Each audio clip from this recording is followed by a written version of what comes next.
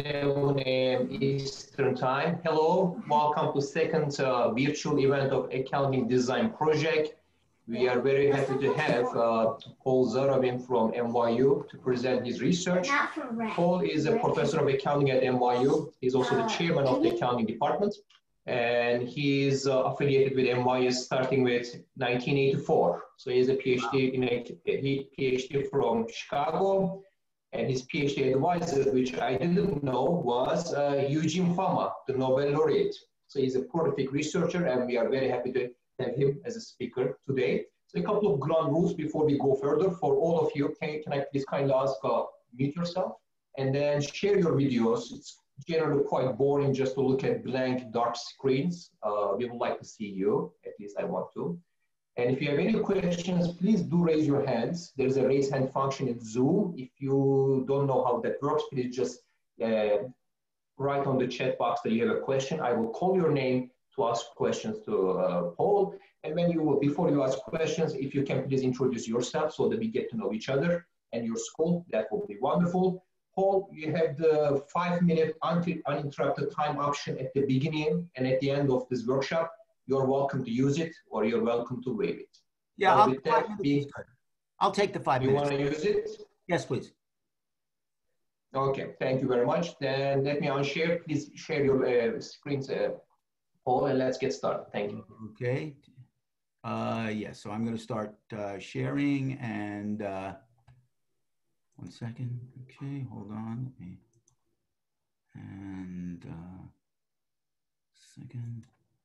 Okay, can you see it? It says, can you see my my slides there?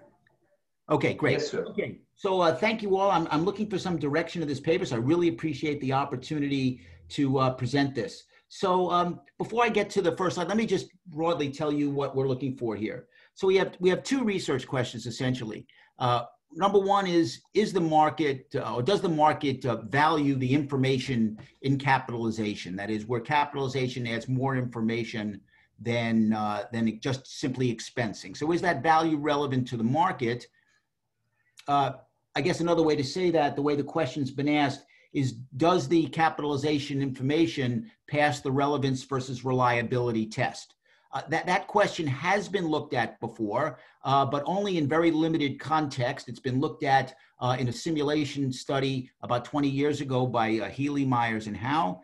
And it's been looked at in the US on a single industry software where you have capitalization information, okay, but not more broadly than that. So we bring a much broader sample to that question, and therefore, I think we expand on those results, okay? So that's point one. Point two, which I think is really the major contribution of the paper, is we ask the question, if the information is value relevant, if it does pass the relevance versus reliability test, can the market figure it out on its own when firms don't capitalize? So when firms are expensing, can they figure out the capitalization information?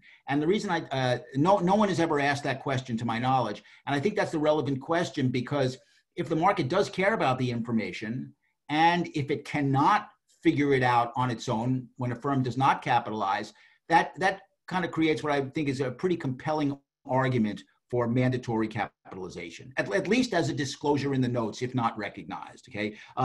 We don't take a position on recognition versus disclosure, just does the market have the information, basically.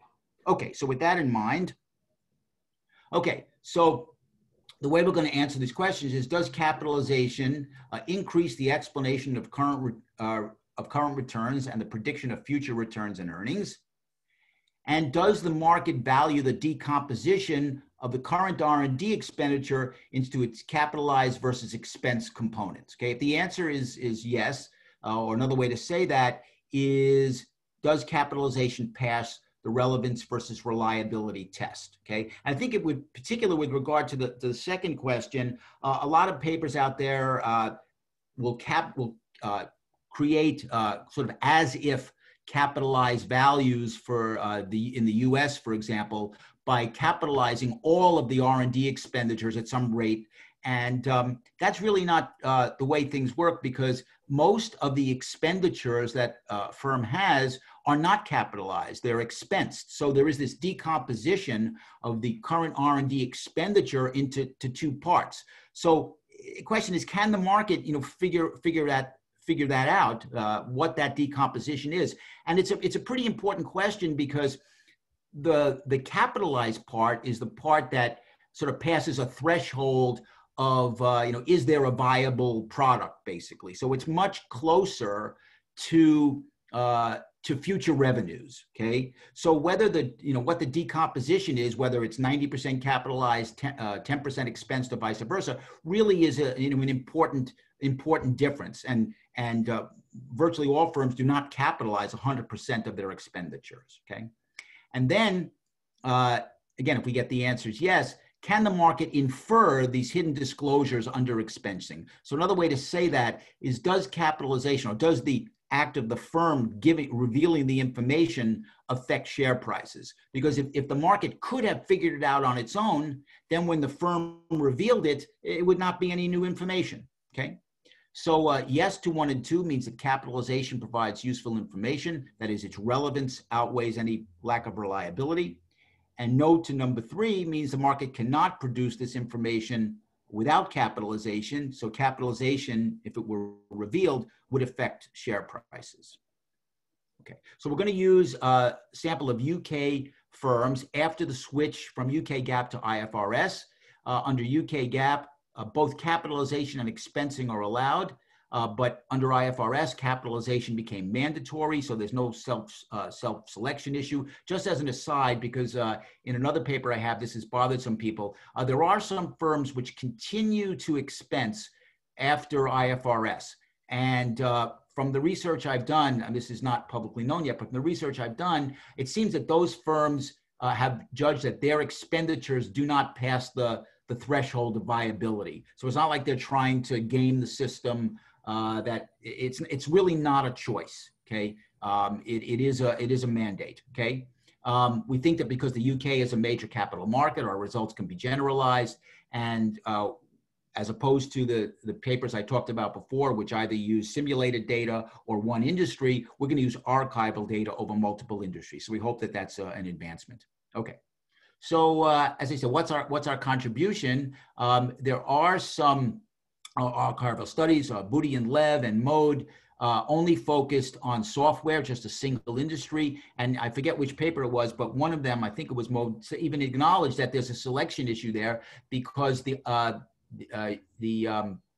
U.S. regulators may have allowed capitalization in that one industry because it lends itself to coming up with capitalized values, okay? Healy, in a famous paper, Healy et al. Used simulated data, but also for one industry, pharmaceuticals. So, no one has done it on a broad scale in a major capital market. In addition, we're the first paper that's going to use pro-forma capitalization disclosure. So when the UK switched to IFRS, companies that had expensed in the previous year were required to disclose in the UK in the first IFRS year what their capitalization numbers would have been in the previous year. Okay, so that's important because in 2005 the market is getting information about 2004. So a way we can think of this framing our research question is, could the market figure it out in 2004 before it got the information? So one of our association tests is going to look at 2004 returns regressed against this information about 2004 that the market did not get until 2005. And if we find that there is a significant association, then we would say the market could have figured it out on its own.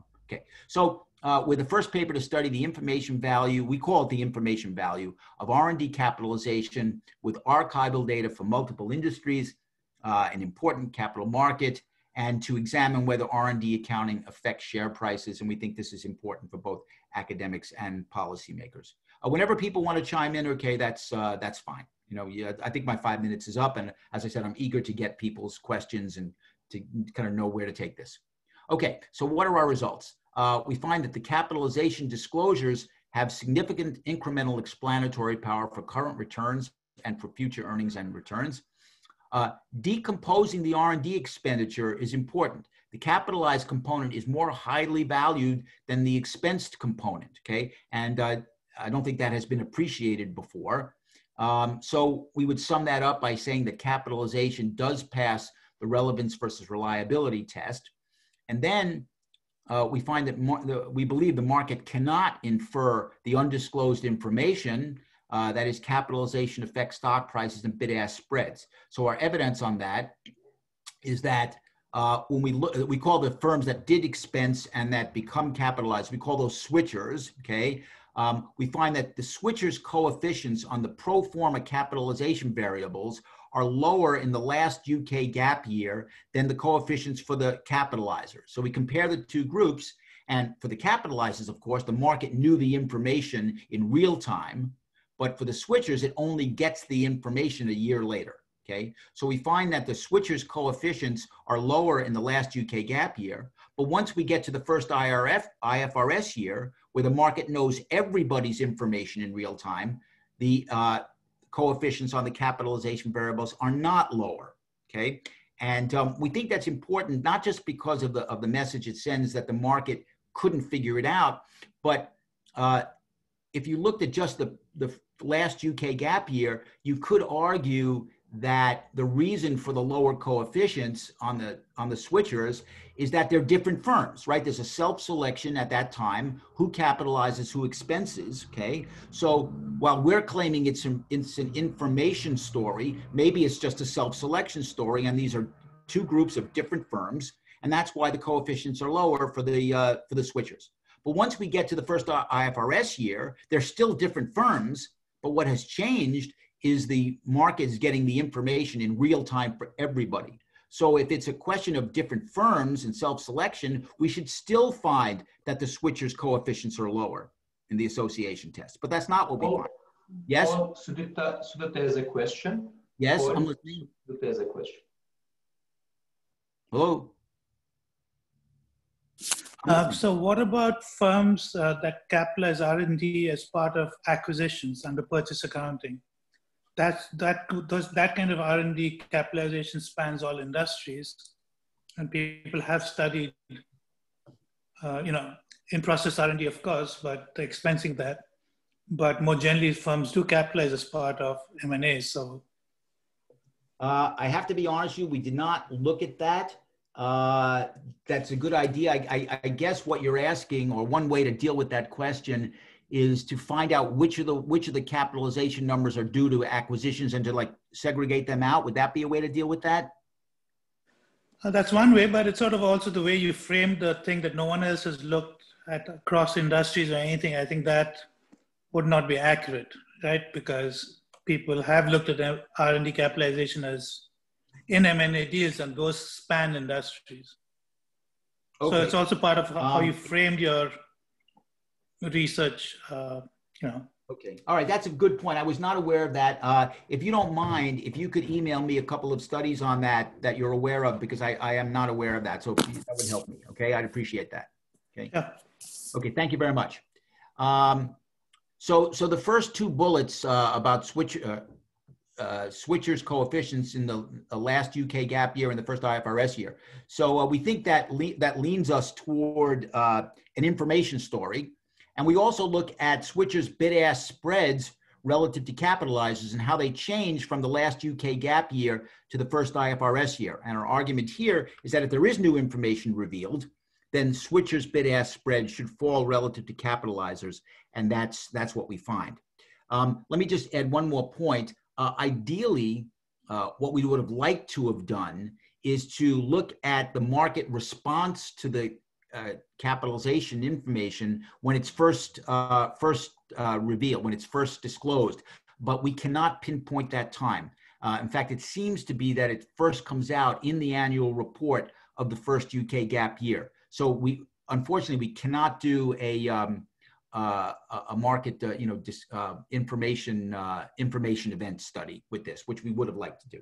Okay, so we think that together these results attest to both the importance of the capitalization information and the importance of its recognition. And I get maybe that's a bad word. I'm not taking a stand on recognition versus disclosure.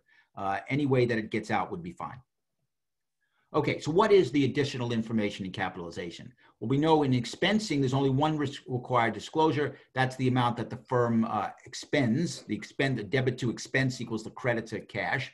Under capitalization, there's 4 additional disclosures. There's the part of the expenditures that is expensed. There's the part that is capitalized. There's the net book value of the R&D asset that's accumulated. There's the periodic amortization. And if the asset is written down, there's a write down if necessary. Okay. So those Paul are has a question. Yes? So this is a perfect slide relates to my question. So I think previously you mentioned that firms may have self-select because different firms may have a heterogeneous kind of like R&D projects. So my question is that, does this expensing and capitalization actually helps investors to understand whether some of the R&D projects are more likely to be successful versus some actually have been failed? So like, another way to ask my question is that, is purely about expensing and capitalizing your accounting, or is it actually due to capitalization to give market additional signal about the success rate of heterogeneous projects? I believe that the answer is the market does get information about success. And in particular, it gets information because of the decomposition of the expenditure here. As we'll see when we look at the returns test, the coefficient on the capitalized part is by about 2% higher than the coefficient on the expense part, which is what you would expect, I think. That you would say that if the expenditures are closer to a product that's, you know, fruition, that they're the firm, in order to be capitalized, the expenditures have to pass a threshold that there is a viable project. Basically, it comes down to whether there is a positive NPV that you can kind of claim. And so the fact that the decomposition is relevant, you know, there's a higher coefficient on the capitalized part, I think says there is an information effect. But under expensing, right, you never know that. There's just one number. You'd have no idea. So I think the answer is yes. Okay, so what are we going to do? For research question 1, we compare the R squared of full expense versus what's called successful efforts capitalization, which divides the components, okay? This is basically the Healy approach. Successful efforts capitalization, the expenditures on only potentially successful projects are capitalized and subsequently amortized with write-downs if necessary. The remaining expenditures are expensed. So that's that decomposition. So IFRS is de facto successful efforts capitalization. Okay, research question 2, we're going to compare the decomposition model of successful efforts versus this, I guess I'll call this our decomposition model. And we think that this is the kind of key information. And I pointed out before that if you look at all the papers that did this, I'll call homemade capitalization, they all take 100% of the capitalized, or at least the ones that I'm aware of, take 100% of the expenditures and then put them into some capitalization algorithm. But that's not the way it works. And it's even worse than that, because the percent varies across firms, and it can vary for a given firm over time. Okay, so to assume a uniform capitalization, either cross-sectionally or intertemporally, is just not the way the world works. Okay, so we think a key information in successful efforts is this breakdown, this decomposition of current expenditures into capitalized versus expense parts. Okay, why is this valuable? The capitalized amount, by definition, relates to expenditures on products, excuse me, that have passed a feasibility test, and therefore are more certain to create value. Okay, but that would be the relevance part. But alternatively, we could argue firms can manipulate that. It's very hard to know, even through auditing. Okay, so the lack of reliability may blunt the information there. In fact, that was exactly the question that the Healy simulation paper was asking. Does the relevance outweigh the potential lack of reliability? Paul Sudupti has a comment. Yes. So another industry, you mentioned only the software industry, but another industry that's relevant, and especially given your use of the term successful efforts is oil and gas, where the exploration costs were capitalized under full cost or successful efforts method. Yeah, that's a good. And so in that case, your expensing is the informative signal, because otherwise you capitalized everything. But under successful efforts, you capitalized only the successful projects. Yeah, boy, that's an old. So, You're dating us, Siddhartha, but you could do me a favor. Again, I know there were papers back in, I don't remember when. If you could send a couple, I would appreciate that also. Okay. Thank you very much. Okay, so our estimation models are a full expense model, just the dependent variable, whether it's going to be a return or an earnings, is we start out with net income. BRD means before R&D expenditures. Then we take the R&D expense/expenditure, it's the same thing, and the changes.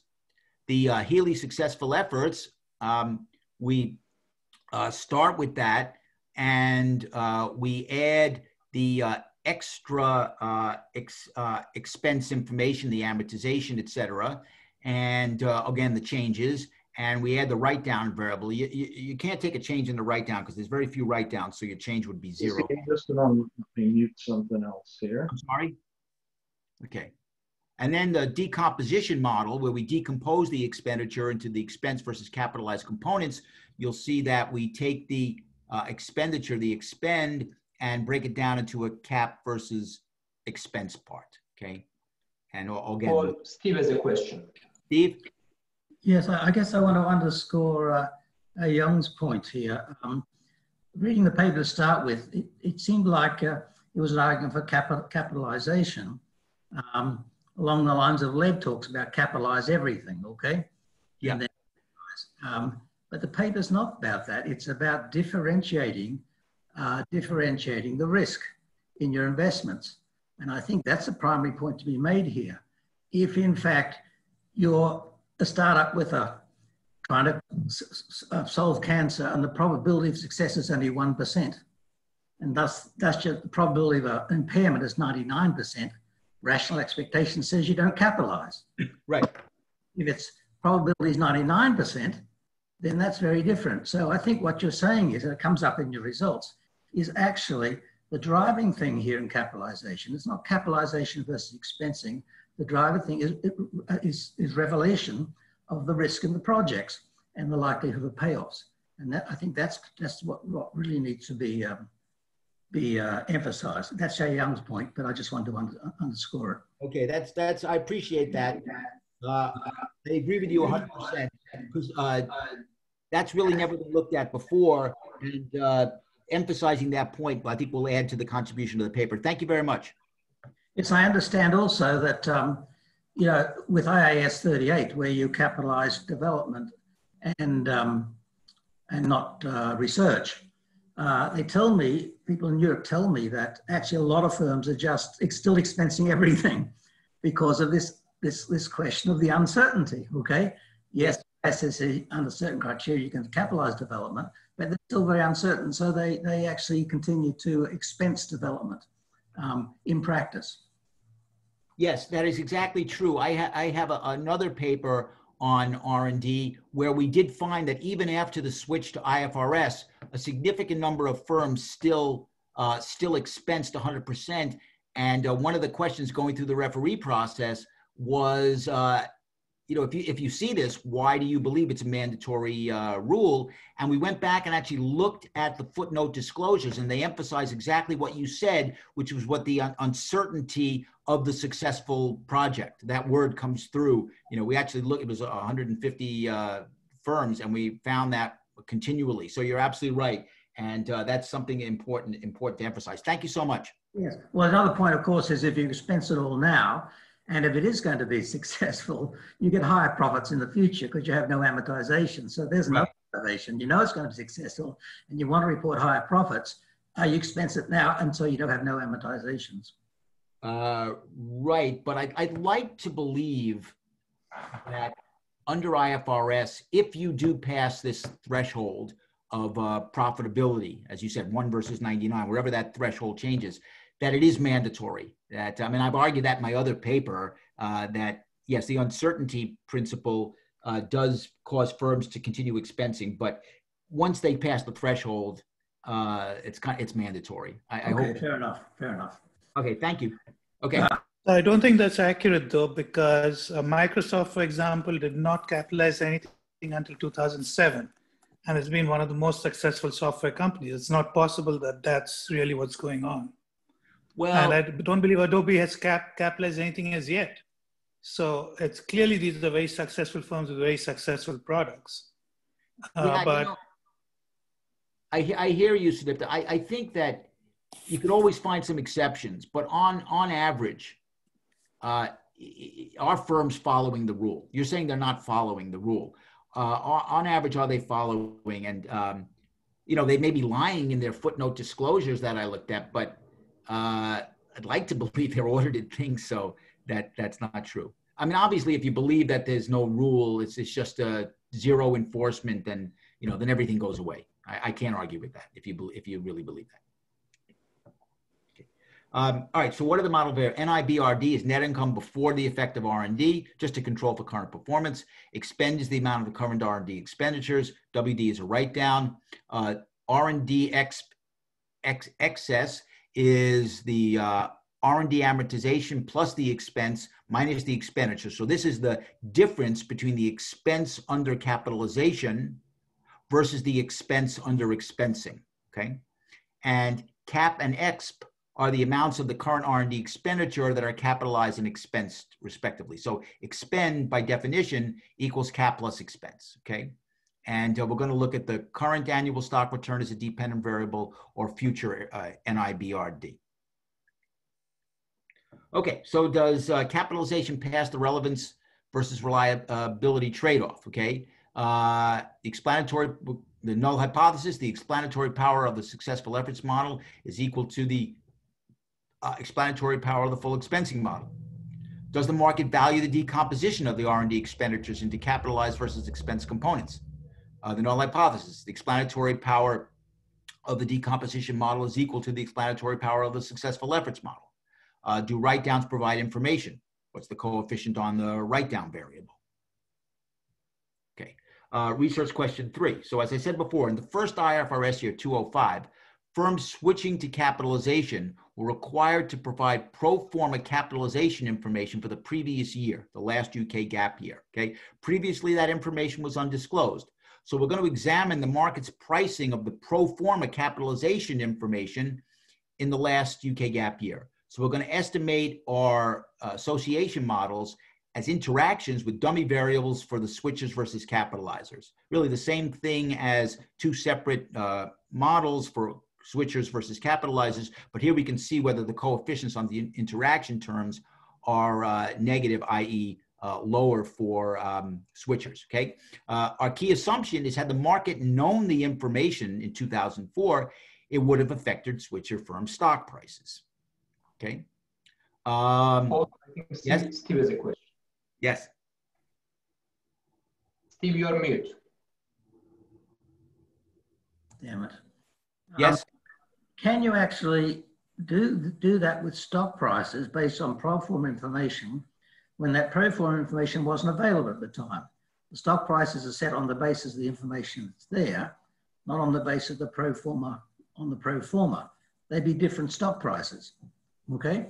Right. So the way we think about it, and I'd be happy to have your opinion, is if the market could have figured it out, then in reality, yeah, they wouldn't know it with certainty, right? But it would know it pretty closely. So it'd be as if the market knew it. And we shouldn't find differences in the pricing of the information between switchers and real-time capitalizers, okay? Okay, Whereas, so there's a maintained assumption here on your empirical tests. That's what you're saying. yes, basically, yes. Yeah, that is true. Okay. Okay, so if the market, bullet 2, if the market did not know, then the coefficient should be lower for the switchers, okay?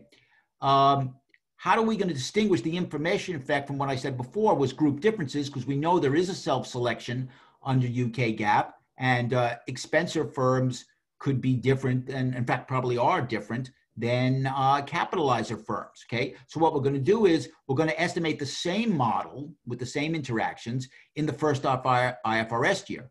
If the results in the 2 years are different, or that I should say if the UK GAAP results are due to information, then we should not find any differences in the first IFRS year because everybody's capitalizing in real time. If the results in the last UK GAAP year are due to these differences in the groups, we should still find the differences in the first IFRS year, okay? So we think of that, this test as like a placebo test because we would expect no effect under the information hypothesis, okay? Okay, so what are, going back to the null hypothesis, what are the models? So for this test, we have the same variables, but now we have interaction terms with the switch is a firm that had expensed under UK GAAP and now switches. So we just take all the coefficients and interact them to get different coefficients between the two groups. Okay. Additionally, to answer did the market know the information beforehand, we're going to look at switchers versus capitalized bid-ask spreads and how they changed from the last UK GAAP year to the first IFRS year. Okay, so we're going to look at the change in the bid-ask spreads regressed against this dummy variable switch plus various controls. Okay, the idea being if the switching to capitalization revealed new information, we would expect that switchers bid-ask spreads should fall relative to capitalizers, because obviously for capitalizers, there's no new information, okay? And very importantly, the controls, because when the UK switched to IFRS, it wasn't just a switch for R&D, but there were other accounts which also changed, and we controlled for them. Okay, just very briefly, the related literature. Most of it is on software, and as Sudipta pointed out before, there is the acquisitions and the oil and gas. We'll have to add that in. Key difference is that all those results might not be generalizable. The FASB may have allowed capitalization precisely because in that industry, estimates are more reliable, okay? There's debate about this. I don't want to take a stand on this, but some people say that it's a choice, as Sudipta was saying before. And of course, there's no pro-forma disclosures, okay? So nobody has that, okay? And then the famous paper by Healy, Myers, and Howe. We think this is the closest to ours. It's a simulation study, so it's not even real data. And it's also for one industry, and they do find value relevance. That is the capitalization numbers do pass the relevance versus reliability test. Okay, so again, it's one industry, it's simulated, so the things that I said before. Okay, so our data and sample for information content tests, at the time we started this, I guess we have to update this, the first year of IFRS was 2005. We were able to get data up to 2013. Everybody is capitalizing except for the ones that, as you said, maybe the result of the capitalizations is too uncertain. So basically, they must be a capitalizer, okay, to be in this. And we have, pretty diverse sample. It does tend to cluster in certain industries, but it is pretty diverse. And then for our pro-forma sample, remember, that's just 2 years, the last year of UK GAAP and the first year of IFRS. So we need 2 observations per firm. Most of the, actually under UK GAAP, there were many more switchers than capitalizers, so, or I should say expensers at the time. So we have more switchers than capitalizers. And again, the same industries tend to be the firms that we pick up in the sample. Okay. Paul, Ayn has a question. Yes? So Paul, like related to what Steve talked about, like another way to kind of position the paper, I think about like maybe you can report some descriptive statistics on this decomposition. So what percentage of the R&D expenditures actually are capitalized across industries and also over time. The reason I find this interesting is I think economists has recently talked about that research productivity has declined over the past 20, 30 years. Yes. And if we use accounting information, can tell people about kind of like temporal changes in the research productivity and also cross-industry differences, that will be very fruitful because they are looking at aggregate data. Like in each economy, what's the number of patents per R&D engineers is producing, and then plot that over time. Yeah, but I think we have more granular micro data just based on what you have, the decomposed expensing versus capitalizing. With something interesting to sell the paper and make it relevant. Yeah. Yeah, that's good. I guess we didn't put that in because we didn't want to emphasize specific industry. We wanted to make it broader, but I see your point, and it certainly wouldn't hurt. That would be good, and we could link it to the economics literature. Okay, industry membership. As I told you, there are certain industries which tend to have most observations. Okay. Okay, so descriptive stats. Answer to your question, most R&D expenditures are expensed immediately. Okay, Abudi and Lev found this. Oswald found this. There are very few write-downs. This is one big difference between our paper and Healy's simulation. He found a lot more write-downs because of his capitalization algorithm included all the expenditures, not just a fraction of the expenditures. Okay. Not surprisingly, returns are more highly correlated with the capitalization component, with the expense component, which I alluded to before, as what you would expect. And for the pro-forma test, we find the variables are highly skewed with many outliers. So when we run our estimation models, we're going to use both raw variables and ranks. Okay, so let me show you that. So the return. Oh, I'm sorry. This is the quartiles. So you see that returns are much more highly correlated with the cap part than with the expense part. So that's a new result. Okay, just you can see that the skewness in the data. So if you look at, for example, the capitalization variables, the means are much higher than the medians. Okay. Okay, so our information content model, table 4, we compare Healy's successful efforts in panel A and the decomposition models in panel B. All the variables are trimmed at 1% on each tail. We also trimmed 2%, same results. Dependent variables, 3 future years of income and current returns. But we did not look at future returns because then you get into the question of risk adjustment, and we didn't want to get into that. Okay, so in addition to the coefficients, we have a lot of R squareds. Here we have the R square from the full expense model, which includes the net income before R&D and the R&D expenditure. Okay, then the Healy model, and we're going to compare. We look at p-values for the differences in the models, and then the decomposition model, and also a p-value for whether the coefficients on the cap versus expense components are different. Okay, so what do we find before we look at the table? All models, the current R&D expenditure has significant explanatory power to the benchmark is without any R&D. That's not surprising.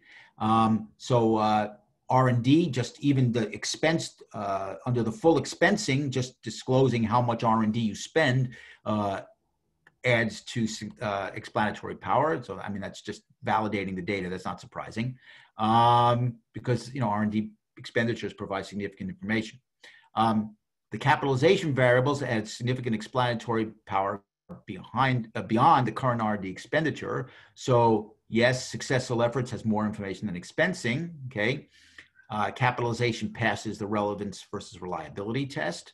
Okay, and so this is table 4, panel A, and focusing on the amount of expenditure and on the excess expenditure. Now, sometimes because of the addition of the change variables, the coefficients on the levels are not always significant. Okay, but if you look at the R squares in every single case, even though the incremental R-squares are not always so high, they are significantly, statistically significant. So our emphasis here is not on the coefficients so much as on the incremental R-squareds, okay? So again, small in some cases, but nevertheless statistically significant, okay? So there is information in capitalization, okay?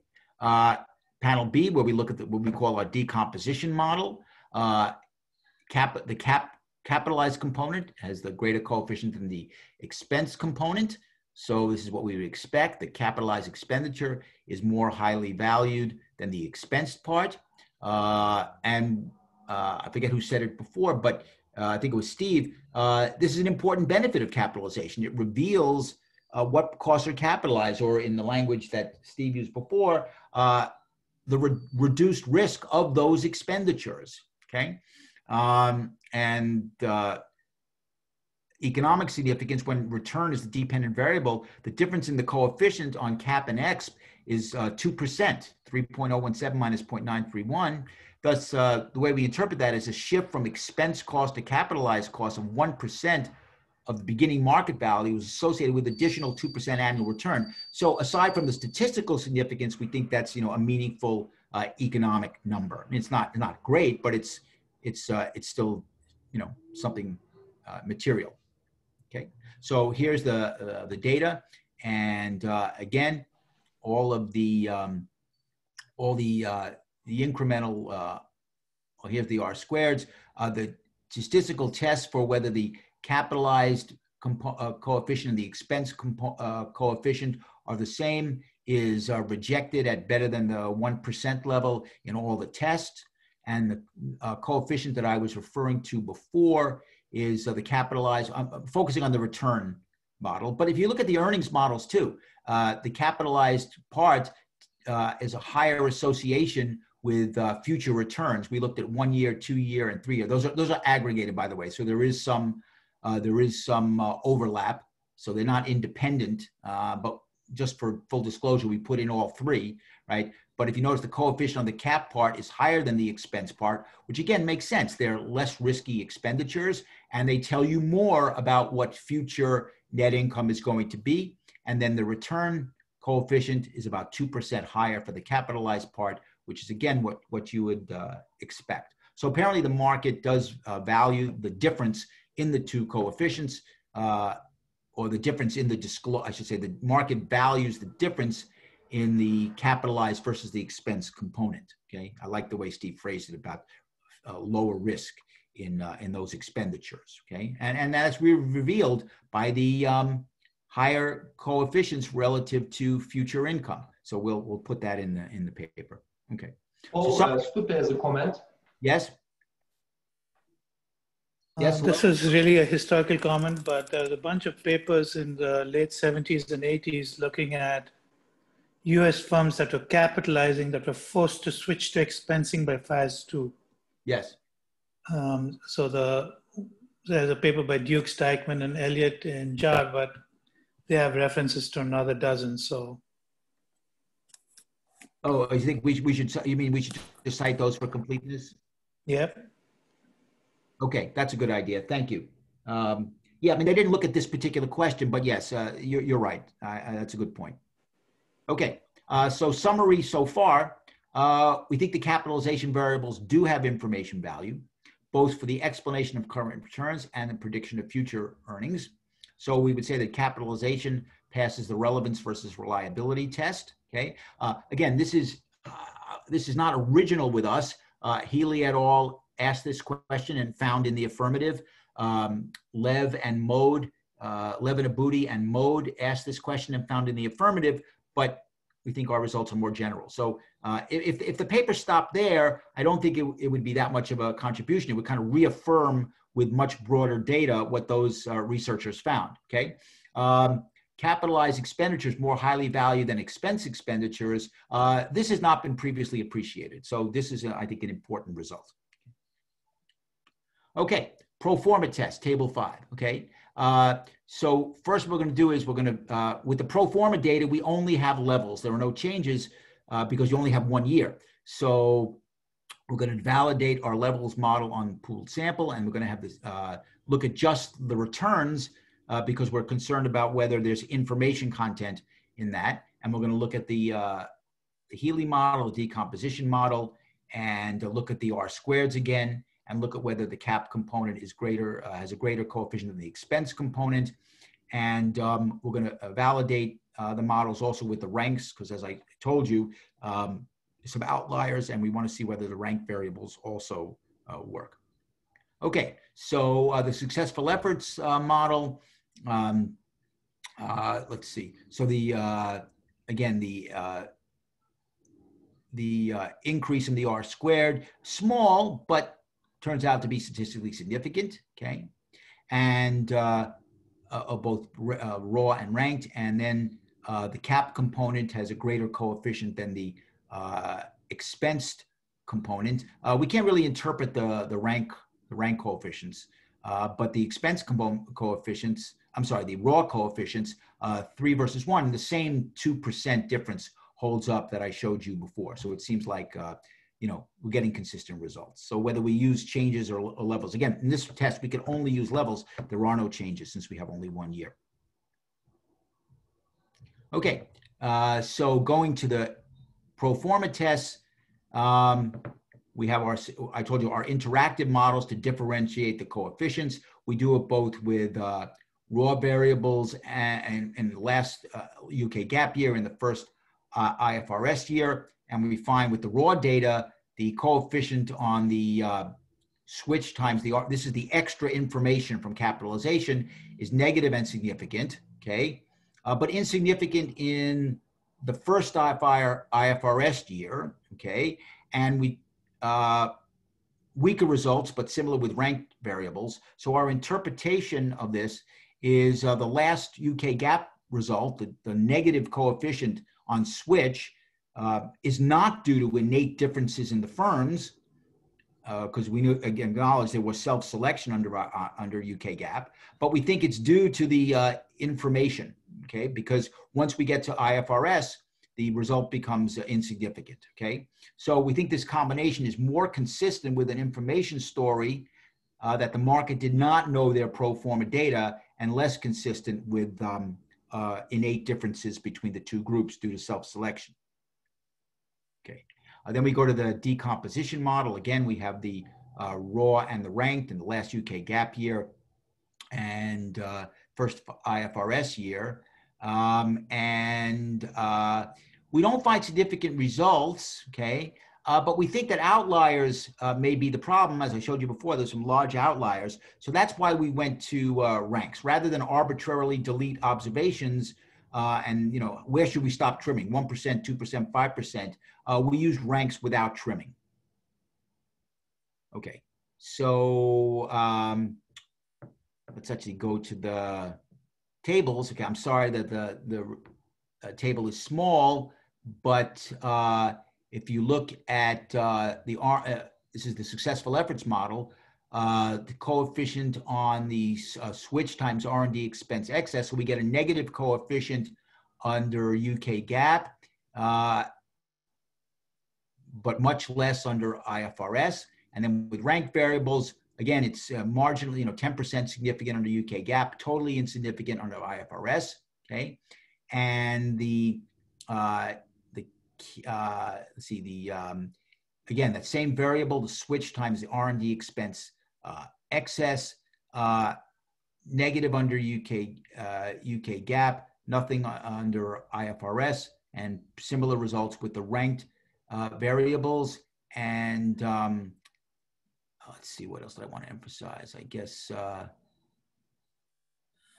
just emphasize that for now. Okay. So a summary, we believe that the results indicate that the market could not infer the switcher's undisclosed pro forma capitalization information. Only the switch to IFRS, which was mandated, revealed it, and therefore capitalization of R&D affects stock prices. Okay, last test we're going to do is a test on bid-ask spreads to see how they changed from the UK GAAP period to the IFRS period under the assumption, for which there's a lot of evidence, that the bid-ask spreads reflect information in the market. More information, bid-ask spreads tend to narrow. Okay, I mean that's a well documented result, not original with us. Okay, and what do we find? So looking at the switch coefficient. By the way, these are leases, pensions, benefit payments, taxation, goodwill, financial instruments. These were the other changes that IFRS caused firms to make change from UK GAAP. So we controlled for all of those. We basically look at the amount of the change or whether the firm actually had such a change, whether in its footnotes, okay? And we find that for our raw sample, we also did an entropy balance sample because we know the two groups are different, and the entry balance actually got stronger results. But the common theme here is that the coefficient on switch was negative. So the firms that switch from expensing to capitalization have a reduction in their bid-ask spreads relative to the capitalized firms. Now, just to kind of validate that result, we also did a placebo test where we look at 2 consecutive years only within the UK GAAP period, that's the left 2 columns, and only within the IFRS period, that's the right 2 columns, and nothing is significant. In fact, under IFRS, it actually was a not significant, but a positive coefficient. So we think that the placebo test does increase our confidence that the particular switch year actually did reveal information. Oh, we have 2 questions. First from Ayub and then Steve. Yes. Oh, sorry. Yes, ask. Yes. Hi, Paul. Yeah, I just wondered that I really like the switcher versus non-switcher design to tease out kind of like whether it's information or selection issue. Yes. But this is the sample based on listed firms, right? Do you have data on like a UK private firms, and then do they also need to comply with this capitalization again accounting standard changes to increase your sample size? Well, when you say, I mean, for this last test, we couldn't do a bid ask because there's no stock price, and we couldn't do a turn, so we couldn't do that.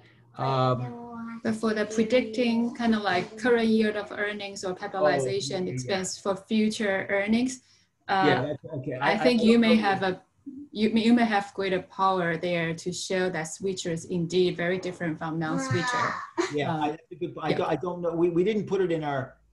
So you're saying predict future earnings, right? Yeah. Yeah. I think your first model is like future 3 years of earnings, and then dependent variables current period of capitalized versus expense R&D. You can do that in a private to kind of increase the sample size and then the test power. If anyone's in the audience can help me with this, I'm not sure that private firms were mandated to switch to IFRS.